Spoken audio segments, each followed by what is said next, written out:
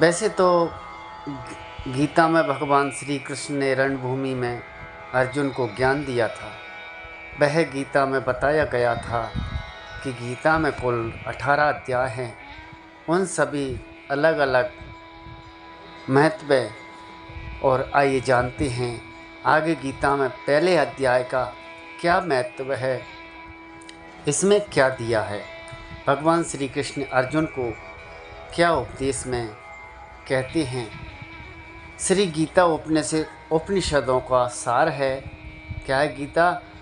श्री गीता उपनिषदों का सार है। महाभारत युद्ध के समय रणभूमि में भगवान श्री कृष्ण ने अर्जुन को ज्ञान दिया। वह गीता में बताया गया। गीता में बहुत ऐसी बातें हैं जो मनुष्य को जीवन में कई कठिनाइयों को आसान बना देती हैं।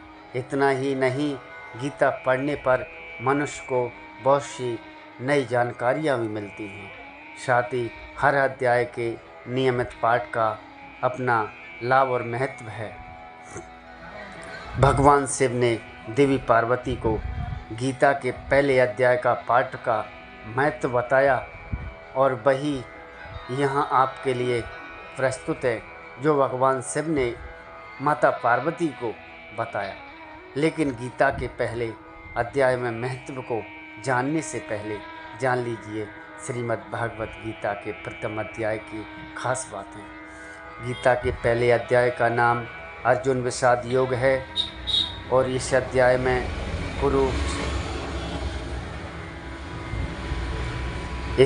में कुरुक्षेत्र में मैदान में उपस्थित हुए बंधु और बांधवों को सामने खड़ा देखकर अर्जुन के मन में उठे विषाद और मन स्थिति का वर्णन किया गया है, जिसे संजय और धृतराष्ट्र आपस में बताते हैं।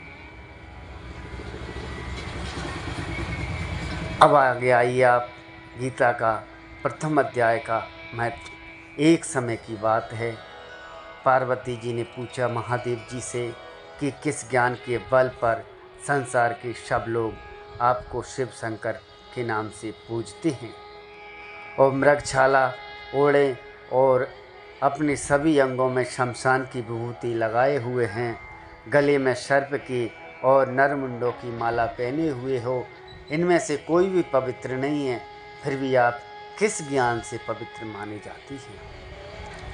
तब महादेव ने उत्तर दिया कि हे प्रिय सुनो, मैं गीता ज्ञान को अपने हृदय में धारण करने से पवित्र माना जाता हूँ। इस ज्ञान से मुझे बाहर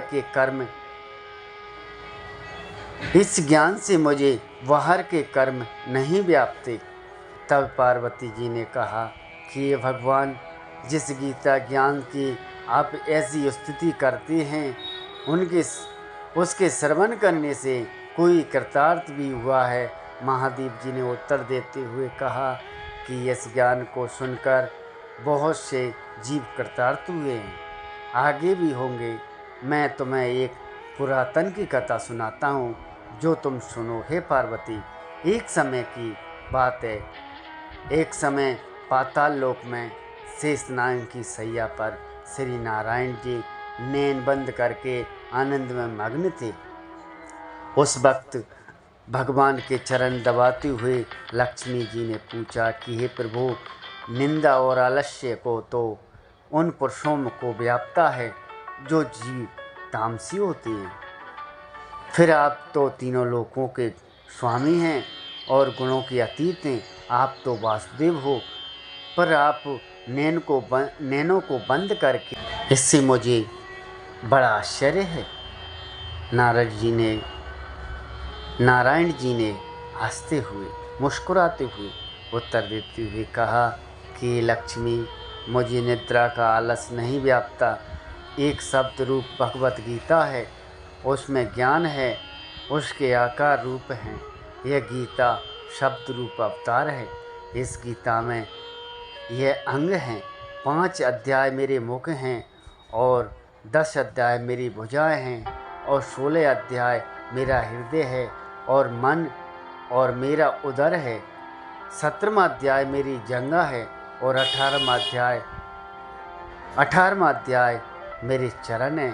गीता श्लोक में मेरी नाड़ियाँ हैं और जो गीता के अक्षर हैं वो मेरा नाम है। और ऐसा मेरा शब्द रूपी जो गीता ज्ञान, उसी के अर्थ में हृदय में विचार करता हूँ और बहुत आनंद प्राप्त होते हुए भी लक्ष्मी जी बोली कि हे श्री हरि नारायण जी, जब गीता जी का इतना ज्ञान है तो उसे सुनकर कोई जीव कृतार्थ भी हुआ है, सो मुझे आप कहिए। तब नारायण जी ने कहा, हे लक्ष्मी, गीता का ज्ञान सुनकर बहुत से जीव कृतार्थ हुए, तो तुम श्रवण करो। एक समय की बात है, एक व्यापारी था जो चांडोलों के कर्म करता था और तेल और नमक का व्यापार करता था। उसने एक बकरी पाली। एक दिन वह बकरी चराने के लिए वन में गया। वह वृक्ष के पत्ते तोड़ने लगा। वहीं उसे एक सांप ने डस लिया, जिससे वह तुरंत ही मर गया और मरने के बाद उसने बहुत से नरक भोगे। फिर उसका जन्म बैल के रूप में लिया। उस बैल को एक भिक्षुक ने मोल ले लिया। वह भिक्षुक उस पर चढ़कर सारे दिन मांगता फिरे। जो भिक्षा में मांग कर लाता वह उसे अपने परिवार के साथ मिलकर खाता। वो बैल सारी रात द्वार पर पड़ा रहता। बैल सारी रात द्वार पर खड़ा रहता। उसके खाने पीने का कोई भी ख्याल नहीं करता था और वह सुबह होते ही बैल पर चढ़कर फिर मांगने निकल जाता था। जब बहुत से दिन बीत गए और बैल को भूखे से गिर गया, लेकिन उसके प्राण नहीं निकले। नगर के लोगों ने देखा कि उस बैल का कोई तीर्थ फल दे।